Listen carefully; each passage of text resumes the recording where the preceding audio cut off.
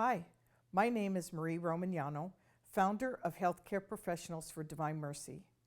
I'm happy to present to you our educational conferences that integrate medicine, bioethics, and the spirituality of Divine Mercy in patient care for healthcare professionals. Because of their importance, even if you're not a medical professional, we invite you to join us. Today, I wish to offer a summary of a conference presentation given by Bishop Robert McMannus entitled Transgenderism, the Multifaceted Challenges to the Moral Teachings of the Church. Bishop Robert McMannus is the Bishop of the Diocese of Worcester, Massachusetts. He is a moral theologian. In this talk, the Most Reverend Bishop Robert McMannus discusses the complex and important issue of transgenderism and its many effects on society, including college campuses and educational institutions.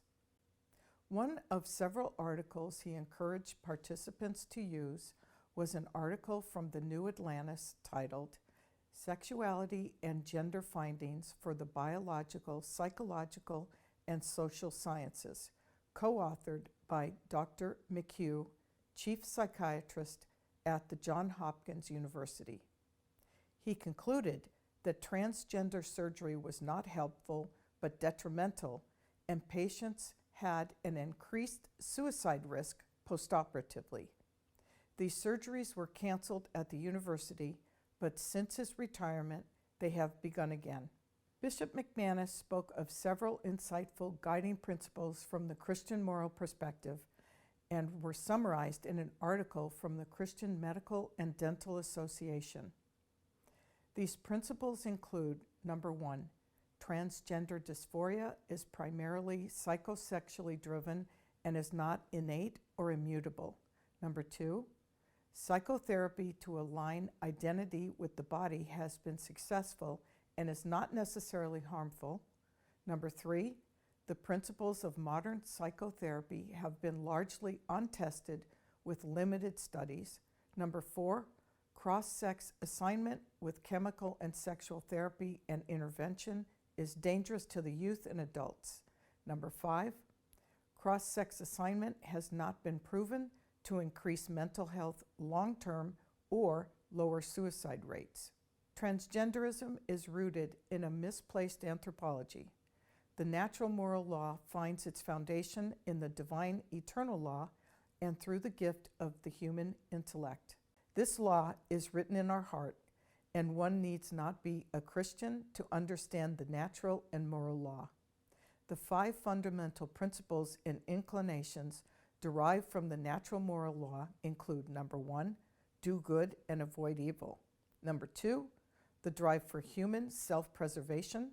Number three, the desire to promote a generation of the human species. Number four, inclination for friendship and development of community. And number five, desire to promote community for the common good. These inclinations cross all cultures.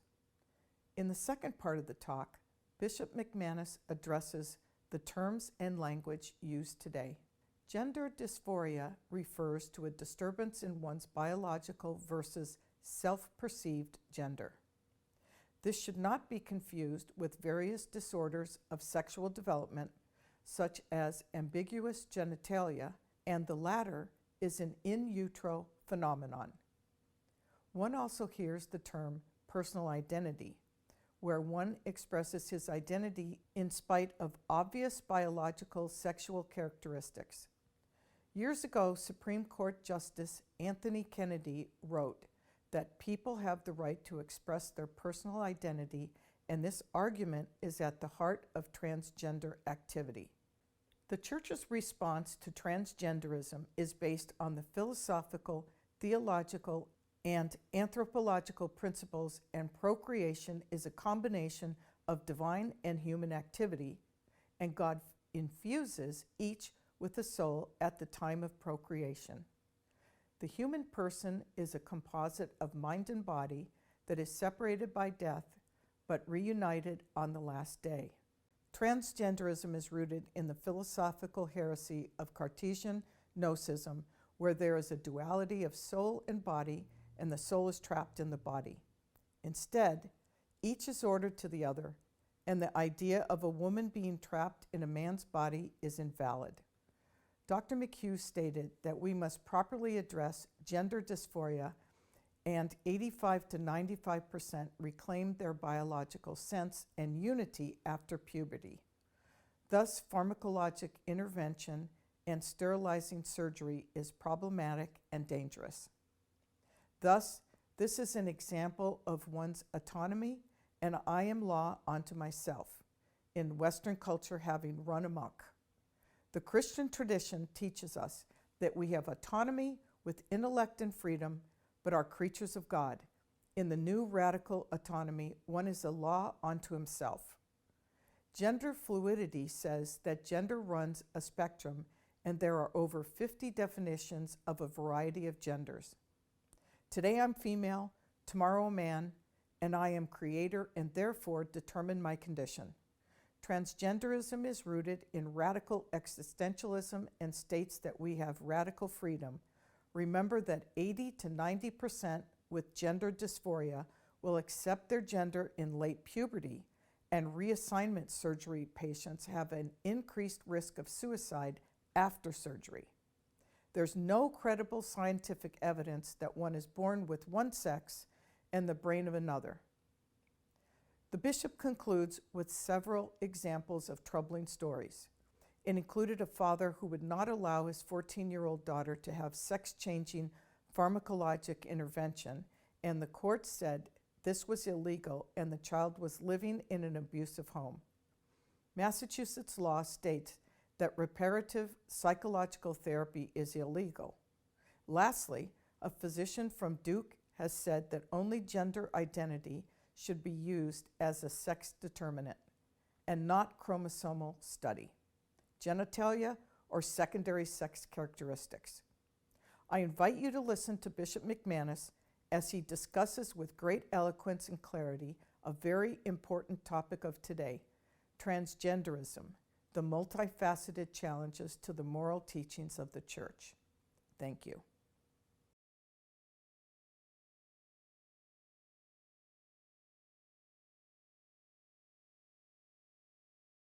Good afternoon, everyone.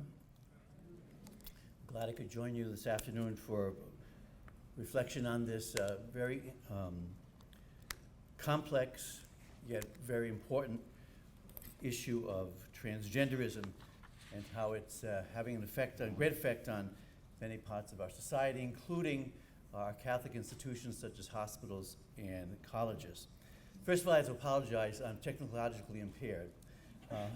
I belong to the old school, where you go into a classroom and the professor lectures, you take notes, and you take an exam. That's where I come from. So I apologize if I don't have any high power PowerPoint presentations. What I'd like to do first is to point out some documents, some literature that has been very helpful to me in terms of my own personal study and reflection on this phenomenon of transgenderism. Several years ago, a magnificent article came out in a periodical that's called The New Atlantis. I don't know if you're familiar with that. And it was an article called Sexuality and Gender, Findings from the Biological, Psychological, and Social Sciences. And it was co-authored by Lawrence S. Meyer, PhD, and Paul R. McHugh, MD. Dr. McHugh is now retired, but several years ago, he received the prestigious position of Chief of Psychiatric Medicine at Johns Hopkins University. And it is there where he first encountered this phenomenon of, I shouldn't know, first encountered, but when he went there, if I'm not mistaken, Johns Hopkins was doing transsexual surgery. And Dr. McHugh sort of inherited that situation, but in the course of his reflection and his dealing with these people who are undergoing transsexual surgery, he came to the conclusion that it was not helpful, indeed it was detrimental and dangerous in many instances to the people in terms of the suicide rates. It had skyrocketed among people who had transsexual surgery. So actually, Dr. McHugh was able to bring about the cancellation of the performance of transsexual surgeries at Johns Hopkins but sadly to say, my understanding is that they've begun again. It's a very long, complex article. It takes several revisitations once you've gone through. If you just read it once, you're not going to get it. So you have to go back several times. But very, very formative, and it's very well respected among people who are doing some serious reflection on transgenderism. A second book that has just recently come out, I think it was last summer, and I read it at that time, is a book by Ryan T. Anderson. Ryan T. Anderson is a very fine Catholic scholar who has given a lot of reflection on human sexuality in general and specific transgenderism. And the title of the book is When Harry Became Sally, Responding to the Transgender Moment.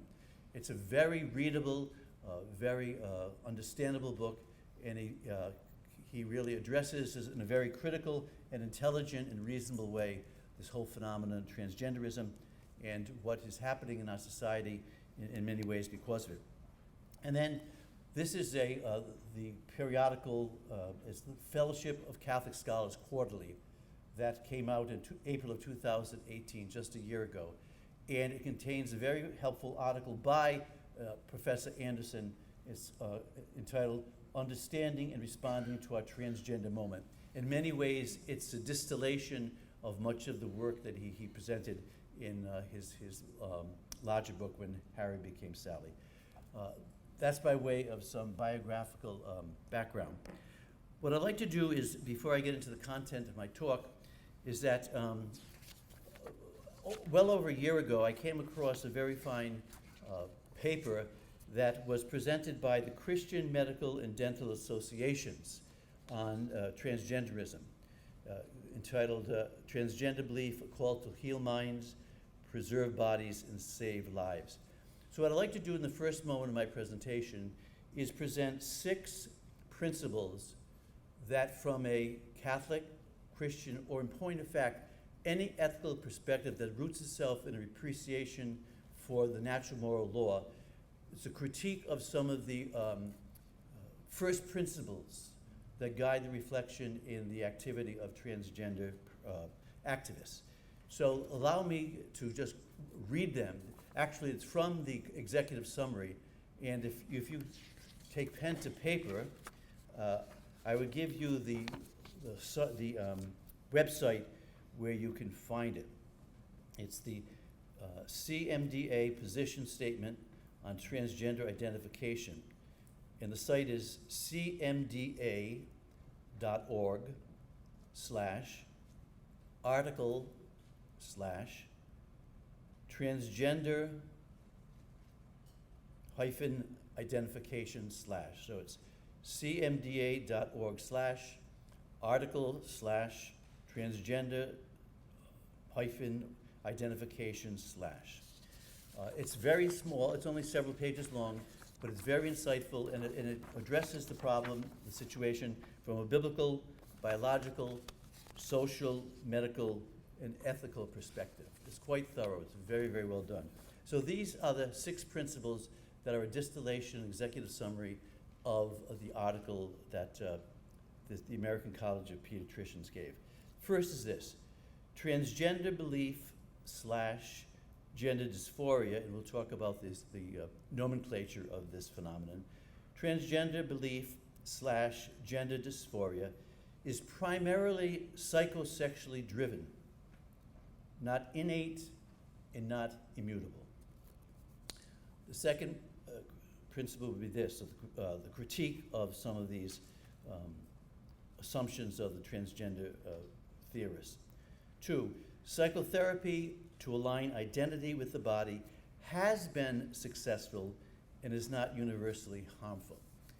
A little aside, I happened to be at a conference maybe a month ago, and one of the presenters was a gentleman, a doctor, a psychologist, that has been very involved in the transgender reflection, study of transgenderism. And he said that right up front, I was amazed. He said, psychotherapy is not helpful, it actually is unethical, which was sort of a wake-up call to me.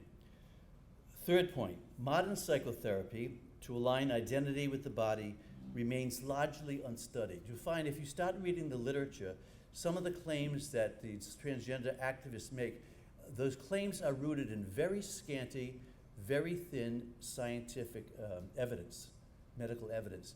There are limited studies on which they draw these conclusions, which are beginning to be propagated in the mainstream of American culture and in Western civilization. A fourth critique is that cross-sex assignment, which is to say chemical and surgical interventions, is dangerous for adults and children. Very important. Because what I'll point out later on in my paper is that, in point of fact, in the Catholic moral tradition, we have certain principles that would, in point of fact, fly in the face of people who argue for pharmacological interventions, they call puberty blockers of young children, and then ultimately of transsexual surgery. Very, very dangerous. Point number 5, cross-sex assignment is not proven to improve long-term mental health or to prevent suicide in either adults or children. Cross-sex assignment is not proven to improve long-term mental health or to prevent suicide in either adults or children. And that was one of the main insights of Dr. McHugh at Johns Hopkins University. After studying a number of people who had been undergone transsexual surgery, there was some type of immediate alleviation of the gender dysphoria or discomfort with their biological sex. But it seems to me, in the long run, that the argument is that this type of satisfaction quickly disappeared and in some cases led to high incidences of suicide. So those are the distillation of the paper, the 6 principles that this Catholic Christian Medical and Dental Association appointed their paper. So what I'd like to do now is to go back and to sort of give a theological the theological foundations for these conclusions that these principles articulate. And I'm very happy to see this morning Dr. Clough spoke about the basics of Christian anthropology regarding gender identity. And my fundamental thesis is that transgenderism is rooted in a mistaken anthropology. That the understanding of the human person that is operative in transgenderism, especially among some transgender activists, is fundamentally not only mistaken, but very confused about what it means to be human. It's a whole different way of looking at human reality. Very interesting. So first of all, what I'd like to do is this. My notes are broken down into 4 parts, I believe. The first is the definition of the natural moral law. In Western civilization, in the philosophical tradition, beginning with Aristotle through the great minds like St. Augustine, St. Thomas, and to the present time, in classical philosophy and certainly in Catholic moral theology, a fundamental moral principle or moral reality has been the natural moral law. And the classical definition of the natural moral law is that it finds its foundation and derives from the human person's participation in the divine eternal law, who is God, through the gift and the faculty of human intellect. So it is our human intellect, our participation in the gift of intelligence, in the very intelligence of God, that is rooted in the depths of the human person.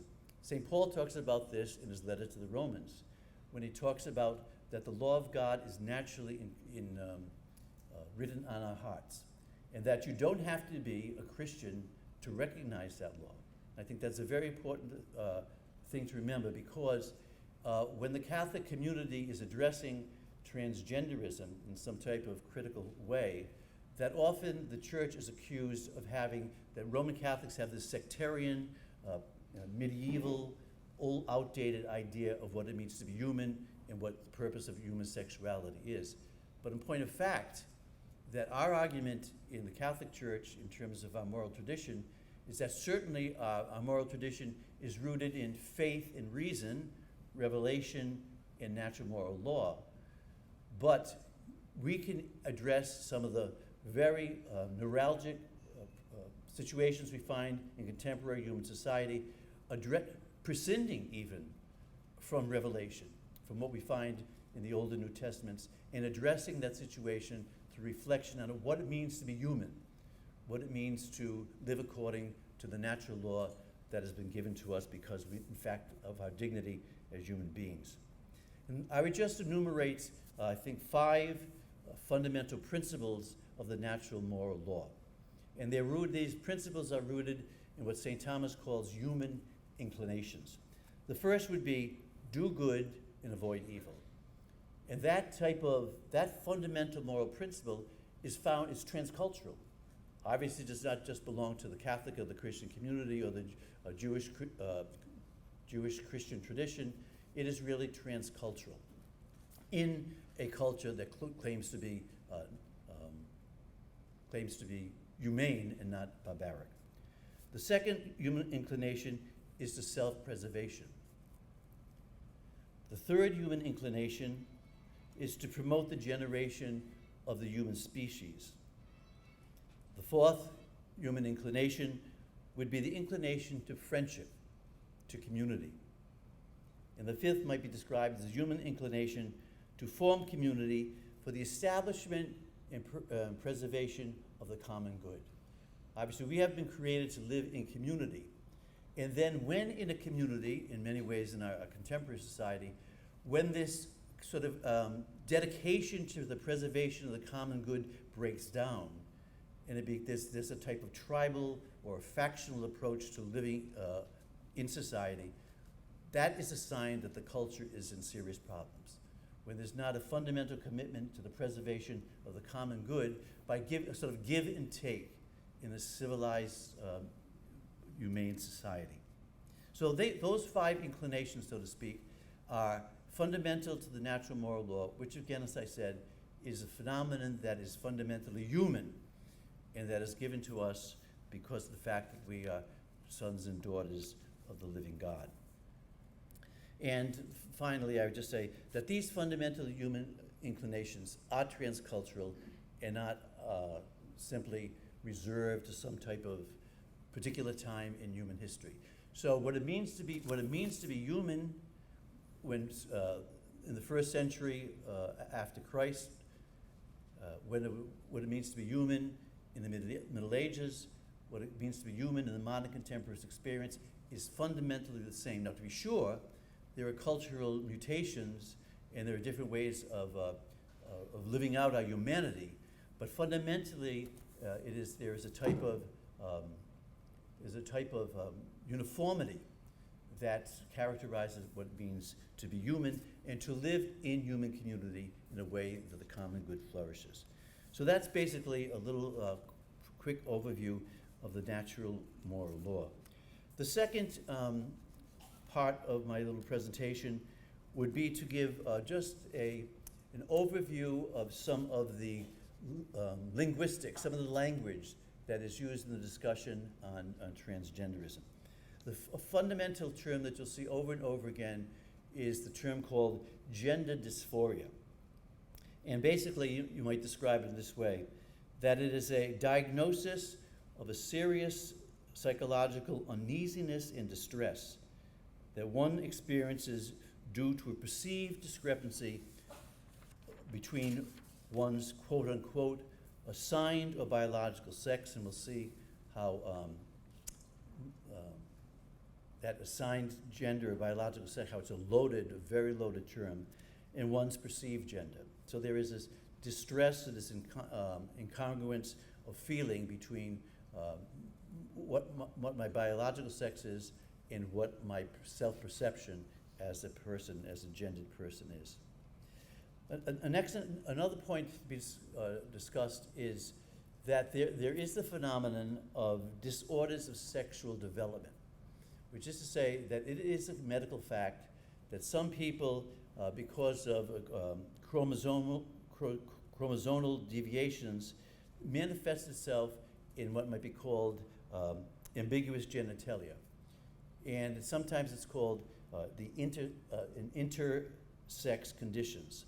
And doctors' medicine tells us that this happens in utero, when the child is developing. And when the child is born, sometimes it's very difficult, if not impossible, to actually distinguish the genitalia, which is to say that the child is a boy or the child is a girl. However, when that is addressed medically in terms of as the child develops, that is not to be confused. The development of sexual, disordered sexual development is not to be confused with transgenderism or someone that's suffering from that type of experience, that type of phenomenon. So it's a medical fact, and when it's addressed medically, it can be morally justified. That's a decision that the parents would make as the child is born or begins to develop. And a very important, another language that is used over and over again in the literature is personal identity, which is to say that one is free to define and express one's own identity, regardless of what appears very obvious in terms of one's biological sex. And it's everywhere. For example, Justice Kennedy just retired from the Supreme Court, that he wrote a very troubling opinion back in I think it was the late 80s, early 90s, about pro-abortion legislation that had reached the Supreme Court. And Justice Kennedy, who was a Catholic, said that we are free to decide the meaning of human existence. I said, Aristotle and St. Thomas must have been rolling over in their grave when you say that I personally can decide what human existence means. But also he wrote in his response to the decision of the Supreme Court, which I think he authored, in terms of same-sex marriage, if I'm not mistaken, he said this: liberty means specific rights to allow persons, comma, within a lawful realm, comma, to define and express their identity. This claim for the right to personal identity is at the very heart of transgender activism.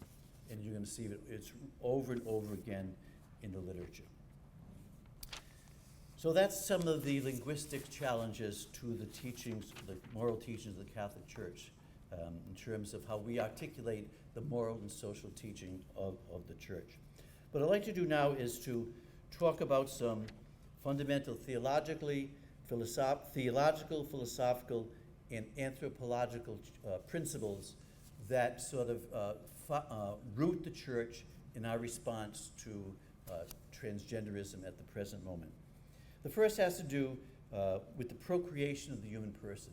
That obviously human procreation is a combination of divine activity and human activity. That the Catholic Church teaches that each individual human soul is personally created by God Himself and is infused into the human person at the time of procreation, when the human gametes, through the successful performance of the marital act, when that proper matter comes about from the joining of sperm and egg, that at that moment God infuses the immortal soul into the human person, which brings about the reality, even though in embryonic form, brings about, as the Church teaches, the reality of human personhood. So the fundamental theological reflection on how human life comes about, that proper understanding of that in the light of our Catholic tradition, moral tradition, is very important in order to understand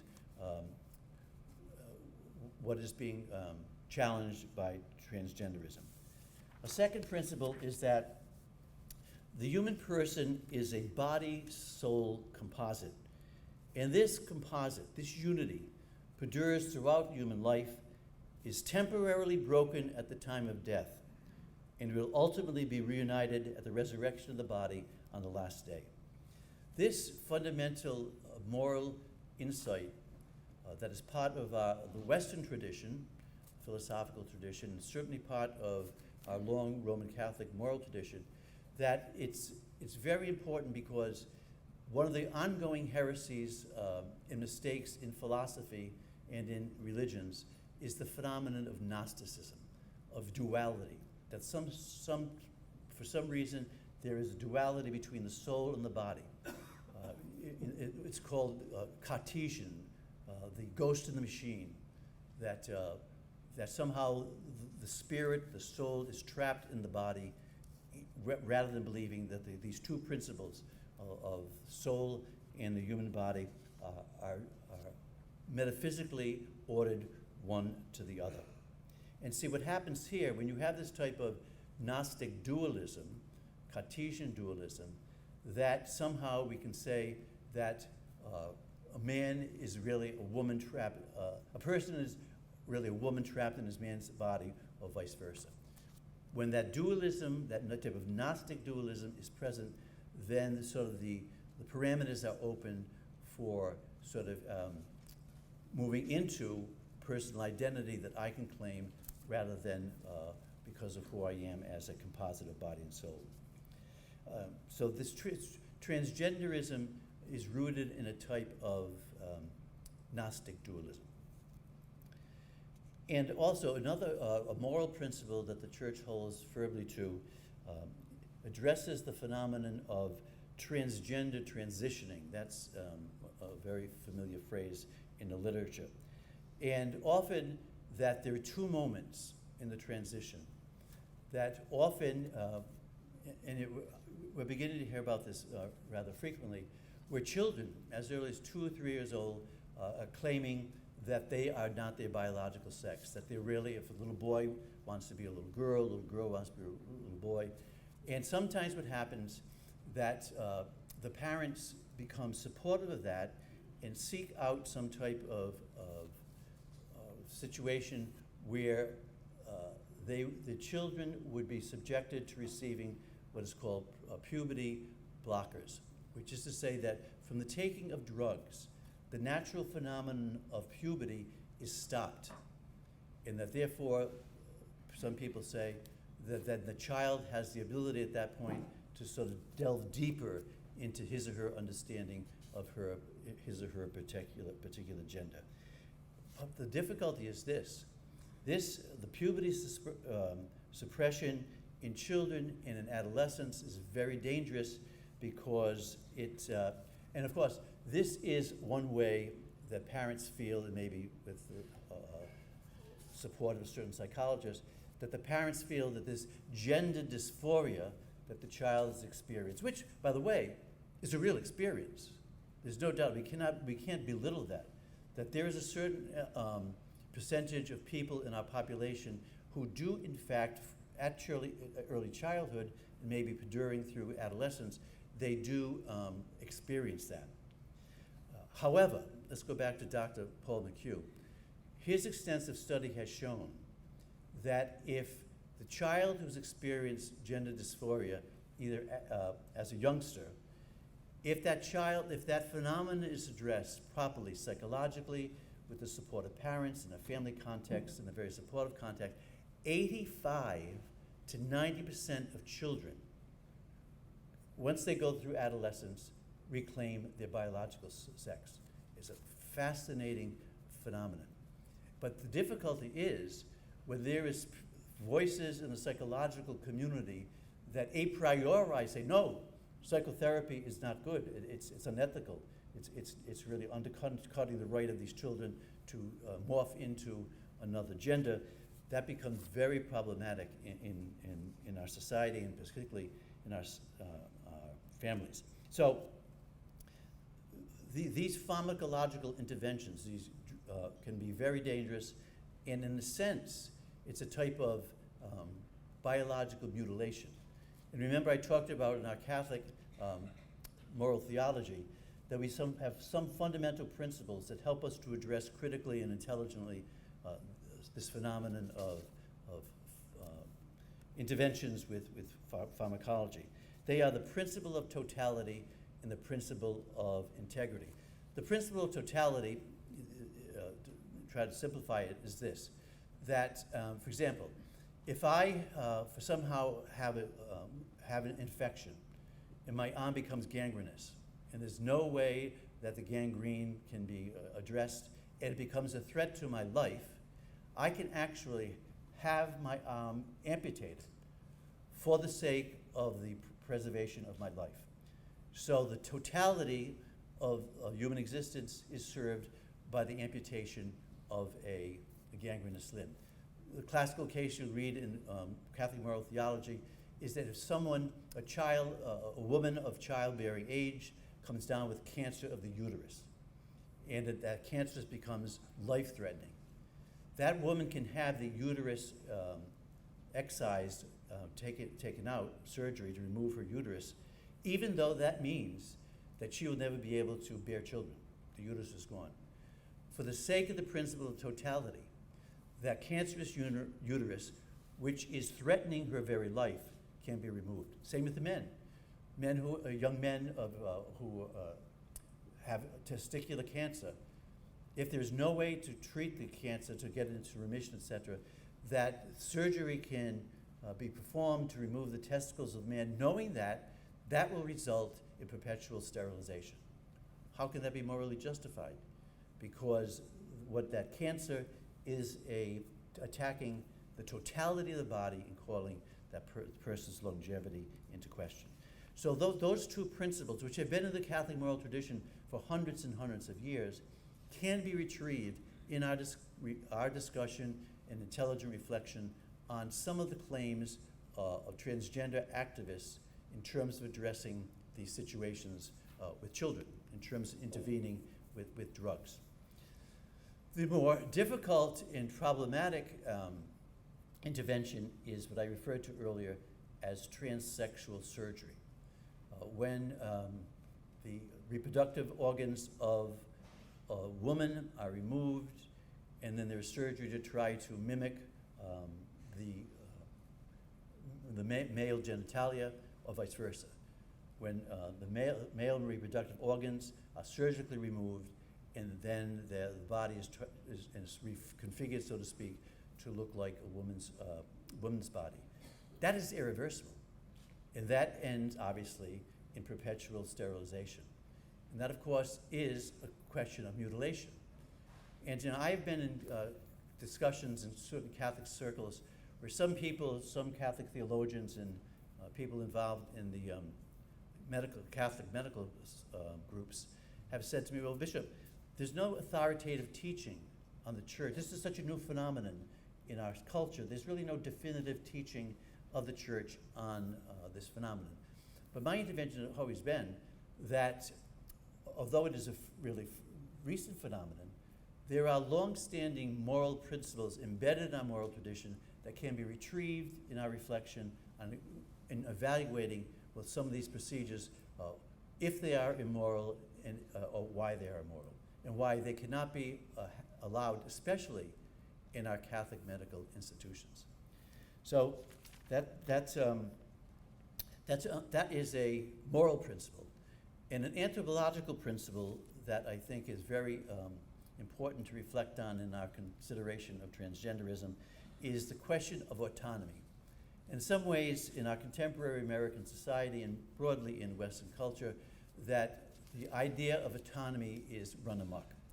That's this radical type of autonomy, that I am a law unto myself, that in a sense I am an island, I'm a rugged individual, and no one has the right to tell me what to do with my body or with my human destiny.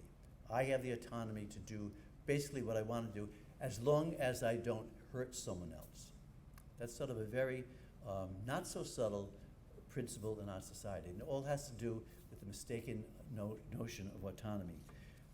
In the Christian tradition, we do talk about autonomy, and the autonomy of the human person is rooted in the fact that we are creatures of the living God, that we are created with human intellect and with human freedom. And those two dimensions of human reality, of human personhood, in point of fact, give us our legitimate autonomy. But we call, in the Christian tradition, the autonomy that we enjoy, we call it synonymous autonomy. Just a big fancy word meaning a God-related autonomy. That yes, we have an autonomy, but it's in relationship to the God who has given us life. And that to the God who has given us the gift of the natural moral law, these fundamental principles which we can reflect upon in terms of evaluating something is wrong or right, whether true or false. So the church is making no quarrel with the phenomenon of the reality of autonomy. It's simply saying that we have to have a proper understanding. And again, it goes back to the question of how do we understand the human person, which is a question of a proper anthropology. That Christian anthropology sees the human person always in relationship to God. That it is a type of relational autonomy. It's a relational reality. And as a little bit further in my presentation, I'm going to try to point out that a phenomenon of Western culture broadly, and here in the United States, is this type of idea that if I recognize myself in relationship to the Creator and recognize myself as simply a creature, that somehow my autonomy is limited, robbed, called into question by this divine reality.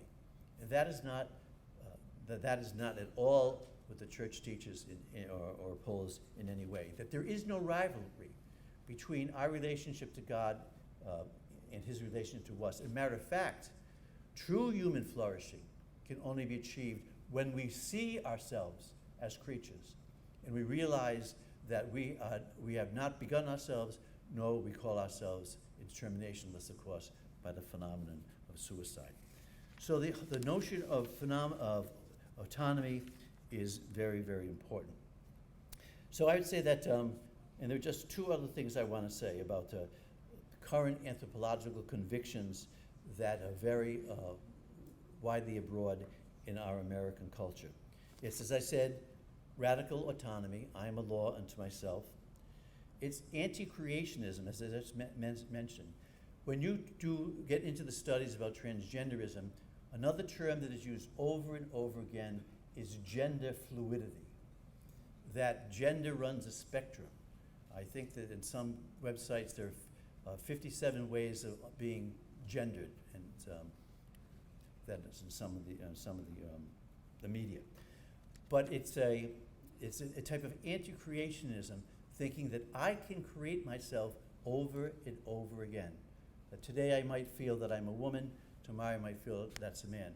And of course, philosophically, in the contemporary context, that is rooted in the radical existentialism of Simone de Beauvoir, a French philosopher, and Jean-Paul Sartre, where human being is radical freedom, and that we get a hold of this freedom by making radically free choices. And in doing that, we constitute ourselves as a person. That type of existentialism is very dangerous. Again, because it's basically critical of human community. It fragments us into these types of automatons of radical freedom, and it actually will break down the common good. You cannot have the common good of human society when there are strident voices claiming radical separation. The common good will suffer in an irreparable way. And the third is that in some ways that this radical anthropological principle of unlimited autonomy is atheistic in a very sort of philological way, that it is non-God. It is a claim that, as I said before, that I am my creator and I am the one who determines my destiny and no one else. So basically the conclusion is that such convictions anthropologically, philosophically, can be very dangerous to human flourishing. So let me just go back now to the final part, and I have it. Transgenderism is rooted in unsupportable science. As I said before, that 80% to 95% of prepubertal children with gender dysphoria will accept their biological sex by late adolescence. Then when they receive proper psychological therapy and family support is being very prominent. Another very disturbing statistic that is borne out by some reputable studies that Dr. McHugh and Dr. Mayer pointed out is the higher rate of suicide and attempted suicide among adults who have had reassignment sexual surgery compared with the average population. There is no credible scientific data that a child is born with the body of one sex but has the brain of the opposite sex.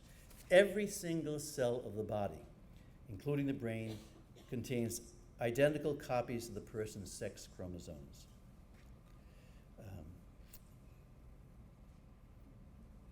And finally, children who experience gender dysphoria need to be accompanied with appropriate psychological therapy and be shown love, compassion of Christ. And I think that we have to remember that because in some quarters, if a voice is raised against some of the more transgender activists, immediately is you're intolerant, you're a bigot, this is hate speech, what you're saying. The fact of the matter is that whether a child is experiencing gender dysphoria, or if a person goes through a type of sexual transitioning, and even takes the radical step of transsexual surgery, that person never loses his or her dignity as a child of God. And as Pope Francis reminds us, that this is what is called for an accompaniment. It's not a question of denunciation or exclusion. It's a question of accompanying person to help them to know what it means truly to be human. Not because the church says so, but because the natural moral law, there's some type of unbiased reflection on what it means to be human, leads to these conclusions about human flourishing. What I'd like to also, with that having been said, I have about 7 more minutes. I just want to point out to you some of the difficulties I see rapidly approaching is that when some of these assumptions or first principles of transgenderism begin to take life in public policy and in legislation. I think there's something that we have to be very, very concerned about, especially in terms of our Catholic institutions, our schools and our hospitals and other institutions. And just to give you an example, and I have a number of them. I call them troubling stories. Let me just read one. You all know Father Tad, who comes from the National Bioethics Center, a brilliant young priest of Fall River, I think one of the most intelligent in our clergy at the present time. He says, let's do this brain experiment, theoretical experiment. And let's remember, do this in terms of, remember we talked about personal identity? I can be whoever or whatever I want to be because I have this type of radical autonomy and I can decide for myself what existence means. He talks about this thought experiment. Suppose a man were to declare that his real identity in his innermost self was that of a pirate, and that he had been aware of this from his earliest childhood. If he were to decide, in order to be more fully conformed to that inner identity, to have his hand surgically removed so that he could have a hook installed in its place, this would surely indicate a serious mental condition on his part, and counseling, along with other psychiatric interventions, would be appropriate rather than encouraging medical mutilation. I would suspect that any doctor worth his weight would never, ever do that type of situation.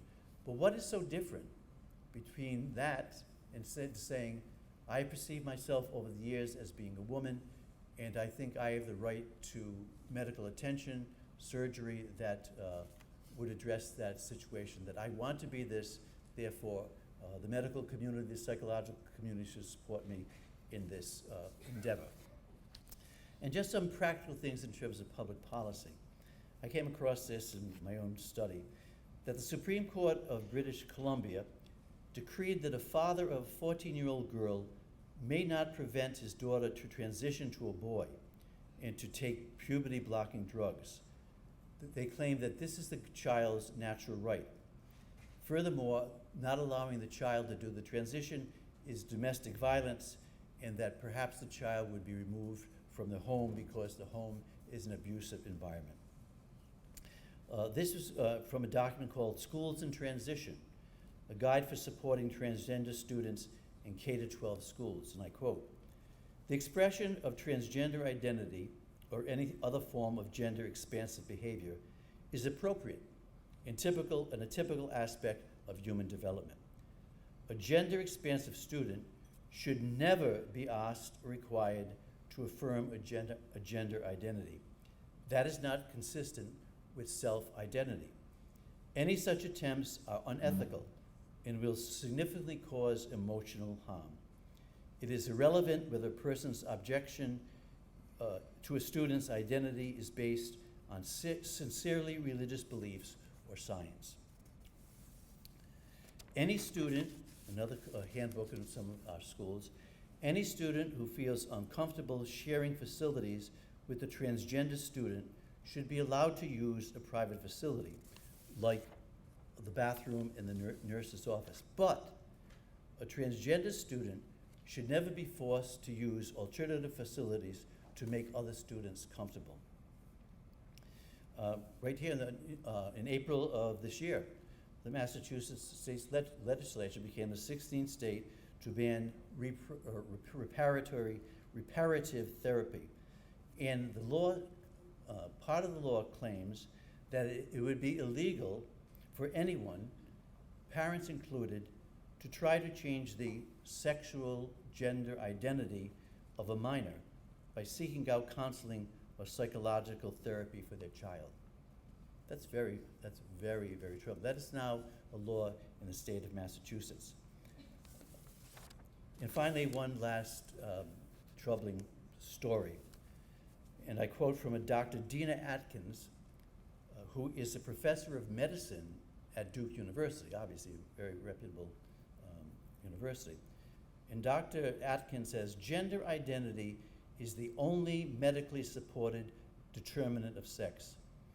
It is counter to medical science to use chromosomes, hormones, internal reproductive organs, external genitalia, or secondary sex characteristics to override gender identity for the purpose of classifying someone as male and female." I rest my case. Thank you very much for your attention.